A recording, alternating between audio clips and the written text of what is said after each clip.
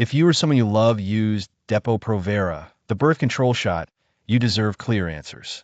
In recent years, evidence discussed in medical and legal settings has raised serious concerns about meningioma brain tumors, growths that can affect vision, hearing, memory, and balance. While most cases involve careful review of medical history and diagnosis timing, many plaintiffs say warnings arrive too late.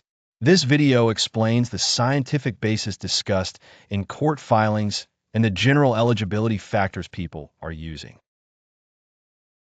Let's translate the medical discussion into plain language. Meningiomas are tumors that arise from the membranes that protect your brain and spinal cord. Many are slow-growing, but when they enlarge, they can compress nearby brain tissue and nerves. That compression can contribute to severe headaches, balance problems, memory difficulties, hearing changes, or vision loss. Published research and case review narratives focus on higher risk after longer-term use, which is why warnings and labeling updates became a core issue.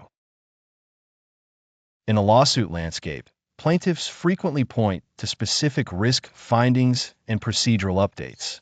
They cite a reported 5.5 to 6 times higher risk of meningioma for long-term users discussed in major medical publications. They also reference the growth of case filings in federal multi-district litigation against Pfizer. Finally, they emphasize timing for reviewing eligibility because deadlines, statutes of limitations, can vary by state. The goal is to help families understand their situation and preserve potential legal options. If you're considering whether to take action, most reviews look for 3 core elements: the type of Depo product used, the duration of use, and the diagnosis. Many case reviews require brand name Depo-Provera, Depo sub-Q, or an authorized generic injection. They often focus on at least 1 year total exposure or 2 or more shots.